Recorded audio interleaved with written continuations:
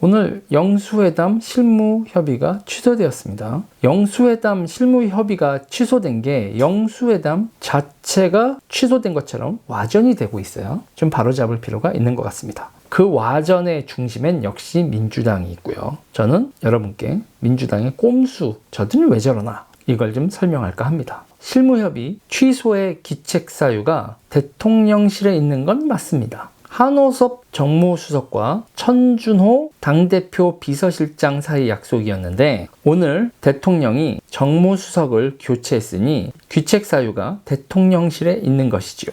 그러나 이와 관련 대통령실이 민주당 측에 양해를 구했습니다. 이 정도 양해는 협상 파트너 입장에서는 충분히 받아들여줄 수 있는 거 아닙니까? 그런데 그걸 민주당은 미숙한 처리다. 용산의 미숙한 처리가 유감이다. 이렇게 받아쳤어요.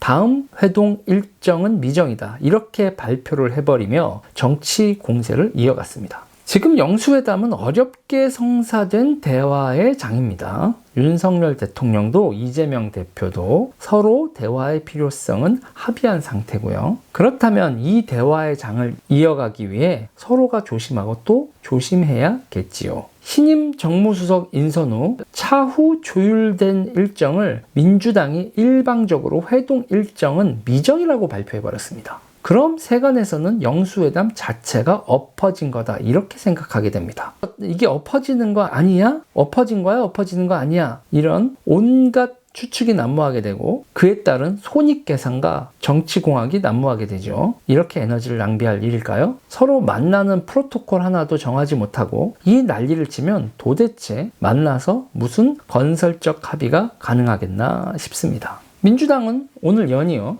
정진석 비서실장과 홍철호 정무수석 인선에 관해서도 한민수 대변인 브리핑을 통해 불통의 국정을 전환하려는 국민명령을 외면한 인사, 매우 실망스럽다. 이런 성명을 발표했습니다. 민주당은 이렇게 정치 공세를 이어가고 오늘 낮 뉴스를 영수회담이 되냐 마냐로 덮어가는 와중에 두 가지 입법을 밀어붙였습니다. 양곡관리법하고 민주화 유공자법인데 그들은 윤석열 대통령을 최대로 압박하며 자신들의 이해관계가 달린 법들을 관철하려 하고 있습니다. 우리가 명분 싸움에 집중할 때 민주당은 실리를 챙깁니다. 그들이 챙기려 한 실리를 확인하는 거, 이게 진짜 정치를 깊이 바라보는 자세입니다. 우선 양곡관리법 말이죠. 초과 생산된 쌀을 세금으로 사서 쌀값을 유지한다. 이거 맞습니까? 자, 여러분 숫자 조금만 살펴볼게요. 초과 생산된 쌀을 90만 톤을 샀어요. 그러면 창고 비용이 얼마가 들까요?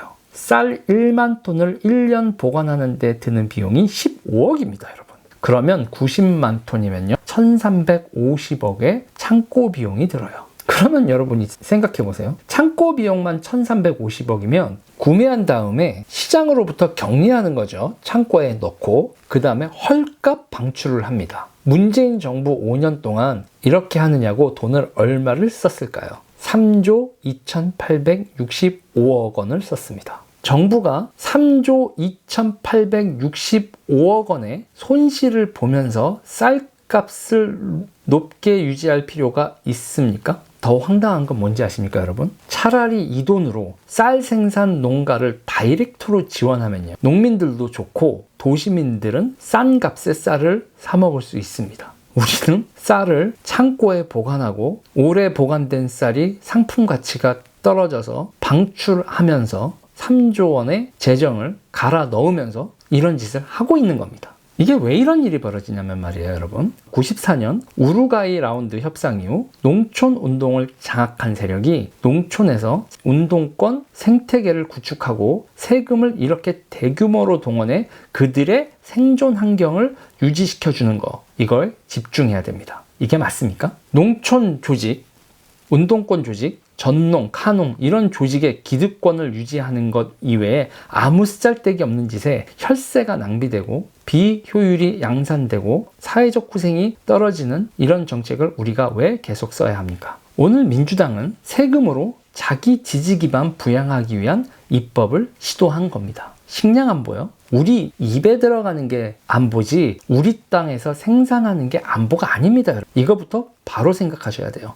북한이 식량 자급률은 우리보다 높습니다. 부족분을 사올 수 있는 우리와 부족분을 사올 수 없는 북한의 차이 때문에 우리가 식량 안보가 더 나은 상황인 거죠. 식량 안보는 생산을 통해서가 아니라 동맹과 교역로를 통해 확보하는 겁니다. 반미를 하며 식량의 국제 유통망을 적대시하는 카길 같은데 엄청 적대시하죠. 우리 NL, 주사파 이세력 말입니다. 그러면서 한국 농촌에서 기생하는 민족 해방 세력을 쓸어내기 전에는 이런 괴상한 정책은 계속 나올 겁니다. 그리고 오늘 또 하나 민주화 세력, 민주화 참칭 세력, 그 세력이 난리를 친 법이 또 하나 있습니다. 민주화 유공자법이라고 그러는데요. 제가 눈을 얘기합니다. 민주화 유공자에도 등급이 있다. 5.18 유공자 13등급, 14등급쯤 가면 그냥 버스 기다리다가 맞았다. 이 정도입니다. 그것도 증거가 없어서 인후보증을 하는 방식. 인후보증.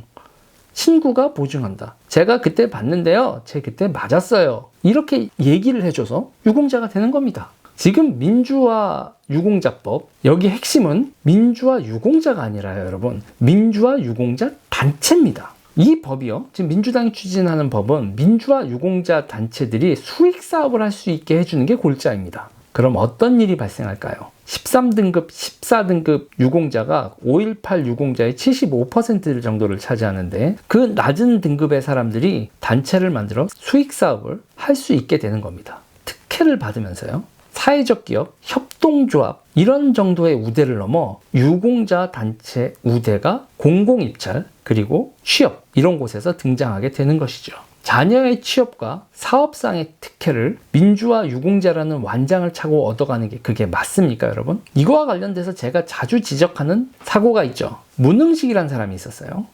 광주에서 부실 철거를 하다 버스를 덮쳐 사람들이 상해를 당하는 사고가 있었습니다. 자, 유공자회에 사업 특혜를 주는 게 별 다른 문제가 없습니까? 문흥식 씨는 광주 민주화 운동이 발발한 후 수십 년 동안 조직폭력배로 살았던 사람이 수십 년 후 13, 14등급 유공자가 그것도 인후 보증으로 되고 지역 수익 사업을 완장차고 돌아다니며 따내도 정말 문제가 없는 것입니까? 이런 사람들이 민주당의 지역 조직 기반이 되고 정치 운동 조직이 되고 그렇게 민주화 세력이란 이름의 완장이 보통 사람보다 취업과 계약상의 우위에 서도 되는 겁니까? 이게 말이 된다고 생각하십니까? 민주당은 이렇게 자신들 패거리에 이익을 챙기는 것이고 우리 사회의 저변을 장악해 나가고 있습니다. 이런 실익을 얻는 물밑 작업을 하고 입법을 하면서 오늘은 우리의 눈과 귀를 영수회담 실무